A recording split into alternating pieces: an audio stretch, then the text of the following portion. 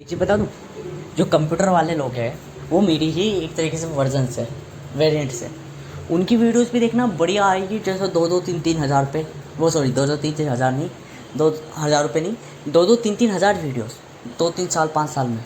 क्यों? Computer science बहुत बड़ा वेरिएंट है। मैं भी नमूना ऐसे ही एवरी टाइम चेंज होता रहता हूँ, इनपरफेक्टली चेंज होता है बिकॉज आई एम रियल। ठीक है ना, कंप्यूटर सीक्वेंस में चेंज होता है बट मेरी वीडियोस सर्कमस्टेंसेस के अनुसार आती होती है। ठीक है, तो मेजरली अब मैं क्या ये वीडियो किस चीज़ के लिए बना रहा हूँ? वीडियो मैं बना रहा हूँ गुड हैबिट्स अब अपनानी कैसे, नियम क्या जाने मैंने आज तक।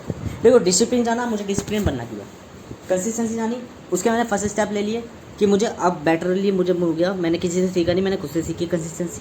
कंसिस्टेंसी नाम चुराया केवल दुनिया से, उसका मतलब मैंने कुछ जाना है। मतलब क्या जाना है? मैंने कहा ज़्यादा कुछ नहीं चेंज करना, केवल क्या करूँ, हाँ जी, ये दूसरी नियति चालू होगी। मेरी नियति 2 महीने की होती है, एक चक्कर पूर्ण 2 महीने का होता है। मतलब 2 महीने में एक तरीके के कर्म करता हूँ, उसमें कुछ सीखता हूँ और देन उस चीज़ को एग्जिट करता हूँ। ठीक है, उन 2 महीनों में मैंने सारे रूल्स ब्रेक करे। जब मैं एग्जीक्यूशन में शुरुआती चरण में आया था 2 महीने पहले, 2 महीने पहले मैं एग्जीक्यूशन में आया था। मैंने कहा आई एम द एग्जीक्यूटर।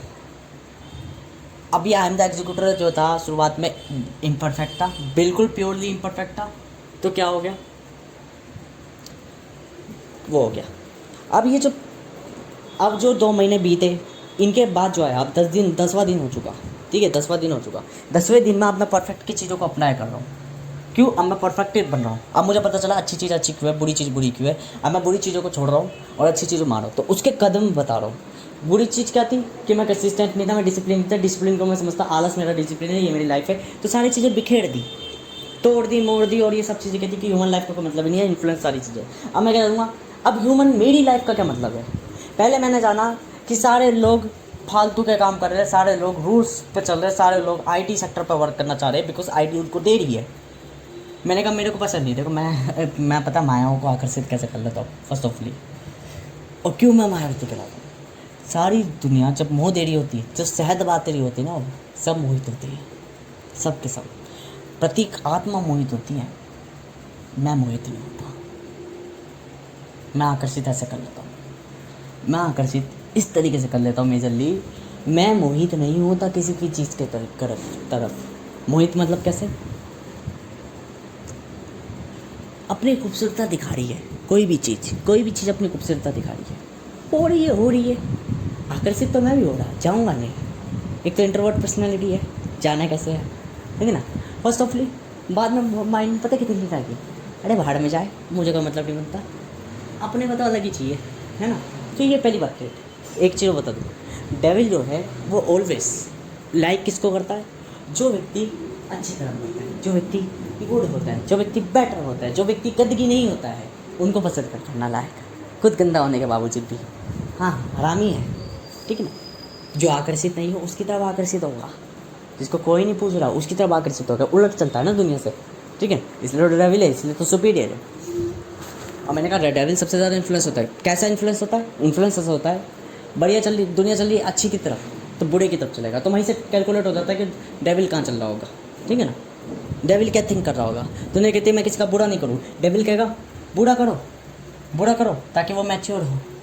नालायक की सोच तो देख लो।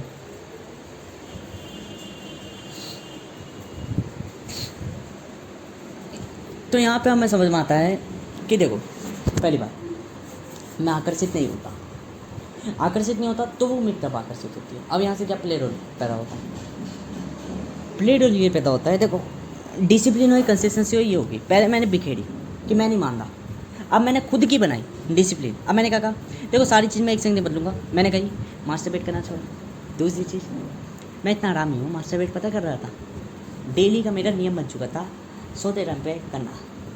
कभी कभार मैं सोचता क्यों कर रहा हूँ, नालायक था तो देख लो, क्यों कर रहा हूँ, आदत बन गई, आदत को बदल दिया because I am a rich person.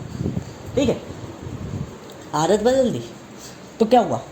बस यही चीज़ मैंने कर दी, यही चीज़ मैंने परस्यू कर ली कि देखो, मैंने कहा ये नहीं करूँगा, चीनी नहीं खाऊंगा, बस ये 2 चीज़ें नहीं करूँगा 15 दिन तक। 15 दिन के बाद फिर खाऊंगा। इसमें क्या होगा? इस पीरियड में क्या होगा? देखो, मैं एक स्टेट में हूँ, न्यूट्रल 0 पे। ठीक है, न्यूट्रल 1 पे, न्यूट्रल 0 पे होती मैं न्यूट्रल 1 की तरफ जाऊँगा, न्यूट्रल माइनस की तरफ नहीं जाऊँगा, ठीक है, न्यूट्रल 1 की तरफ जाऊँगा। पर उस समय तक मेरी बॉडी बैलेंस हो जाएगी, मेरी बॉडी एक चीज़ से क्योर हो जाएगी, वापस वो बीमारी चढ़ने की। तुझे लाइफ है, उतार चढ़ाव आते रहते हैं, तो मैं उसको मन नहीं करता। मैं कहता हूँ कोई दिक्कत नहीं, वापस उतार आ जाएगी, कोई दिक्कत नहीं। अभी मैंने चढ़ाव कर लिया, क्या चढ़ाव कर लिया, मैं इस चीज़ का भोग नहीं कर रहा। अभी मेरी बॉडी क्या हो जाएगी, न्यूट्रल हो जाएगी, बिल्कुल साफ स्वच्छ, बिल्कुल आकर्षित, बिल्कुल बेटर। यही मैंने कही थी कि अब जब मैं एक चीज़ कर रहा हूँ ना, धीरे धीरे सारी चीज़ें, पर्सनैलिटी, क्या बोलते हैं, कई तरीके, क्यों है ये चीज़, इसका थोड़ा सा इफेक्टिव ये समझ लो। एक एसी में बैठने वाला बच्चा, व्यक्ति, बाहर अगर मैं उसको ले गया ना तो वो चिढ़ जाएगा, वहीं मैं 1 घंटे में वो चिढ़ जाएगा। वहीं मैं नॉर्मल टेम्परेचर में बैठने वाला व्यक्ति अगर एसी में बैठ गया तो कोई दिक्कत नहीं, और अगर मैं बाहर, देखो एसी में बैठ गया तो मैं एसी से प्रभावित होना चालू हो जाऊँगा, ठीक है, एसी में हैबिचुअल होना चालू हो जाऊँगा। हाँ दी, हैबिट्स को इन्फ्लुएंस भी कहा जाता है, ठीक है, इन्फ्लुएंस चीज़ें हैबिट्स भी बनाती है, मेक करती है।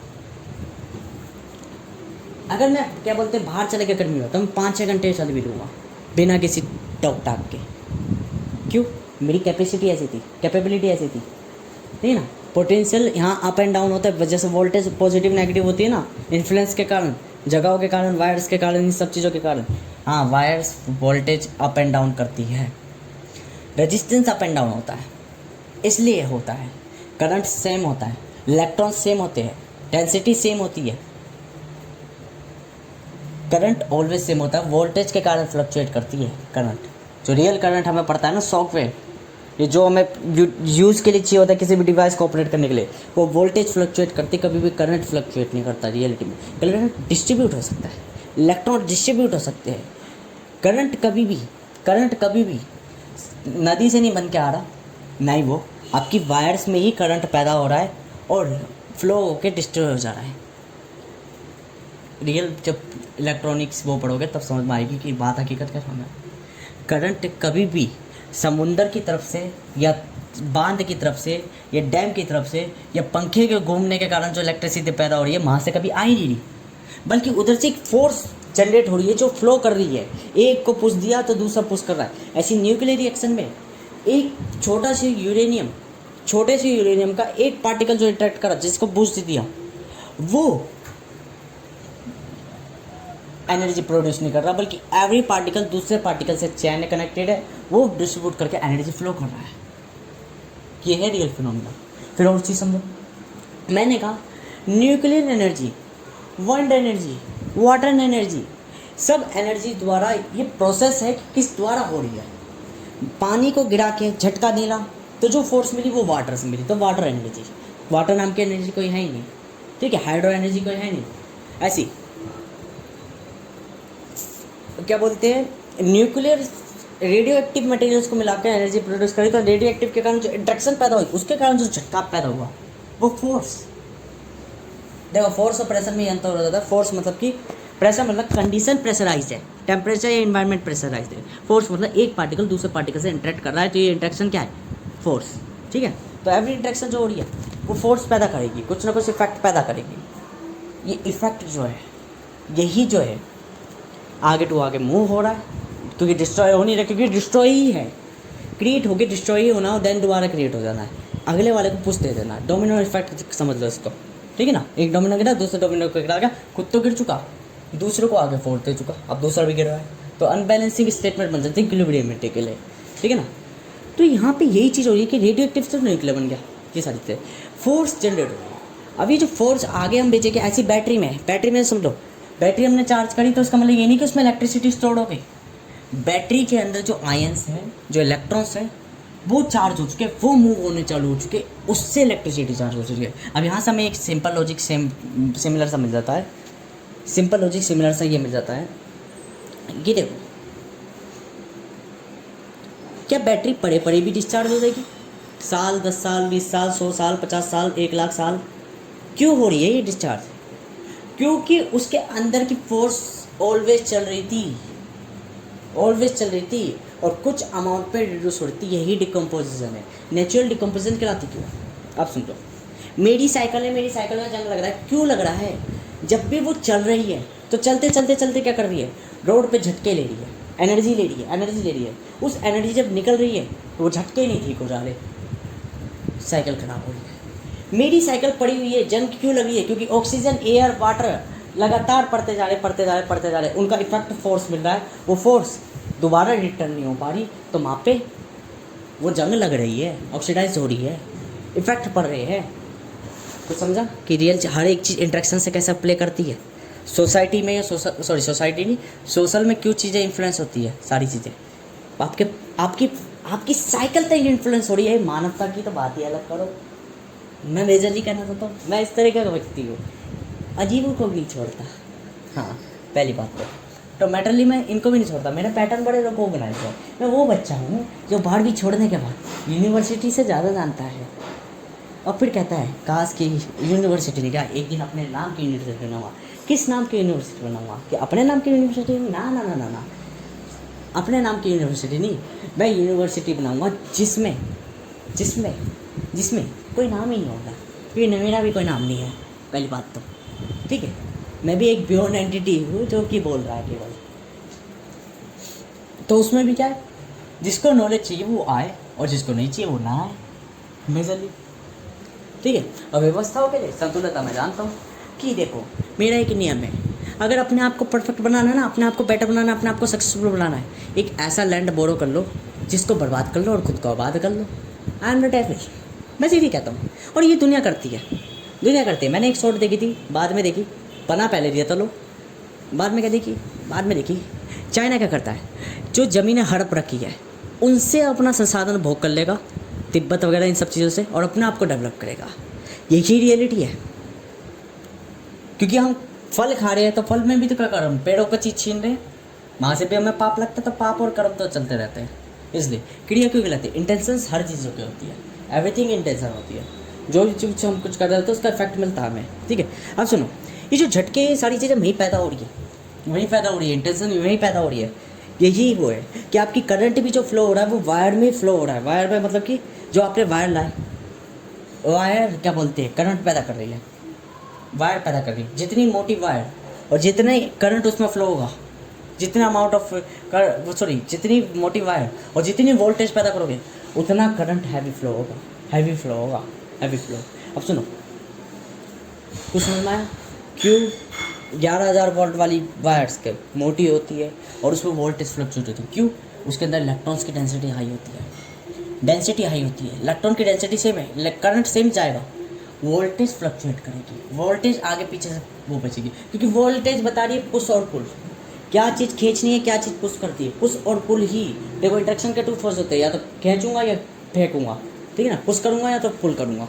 तो पुश और पुल जैसी इंट्रैक्शन के 2 फेज है। इन्फ्लुएंस के भी गुड और बैड थे। अब आ जाओ जी, फोर्स के भी पॉजिटिव एंड नेगेटिव थी, वोल्टेज भी पॉजिटिव एंड नेगेटिव, सारे एक ही खानदान के हैं, एक ही फैमिली के हैं, ठीक ना। तो वोल्टेज जैसे फ्लक्चुएट होती है, पॉजिटिव एंड नेगेटिव, यही चीज़ तो यहाँ हो रही थी, मेरी मेमोरी लॉस हो चुकी, मेरी रैम ट्रैप हो चुकी, ठीक है ना, बढ़ चुकी, अब स्लो चल रही है हार्ड डिस्क, ठीक है ना, नहीं अल्लाह रे फिर ये मैं जल्दी एक कंप्यूटर, पहली बात बता दूँ, कंप्यूटर और कुछ नहीं, मैं ही हूँ, मैं कंप्यूटर ही हूँ, एक कंप्यूटिंग मशीन ही हूँ जो बोल रही है, कठपुतली ही हूँ, ठीक है, पर ऑपरेट कोई और कर रहा है जी। वो हाँ, तो क्या था कि एंड टू एंड में नहीं तो कहा कि जैसे वोल्टेज भी पॉजिटिव और नेगेटिव हो रही है, क्रिएट और ऑपरेट कर रही है अपने आप को, ठीक है ना, और ऑपरेट होगी तो डिस्ट्रॉय होगी ऑटोमेटिकली, ठीक है, और क्रिएट हो रही है कोई चीज़ तो ऑपरेट जरूर होगी। Create and operate and control, व्यवस्थित चीज़ें होनी, व्यवस्था होना, और वॉच करना चाहिए होगी, ये 4 फॉर्म्स माई।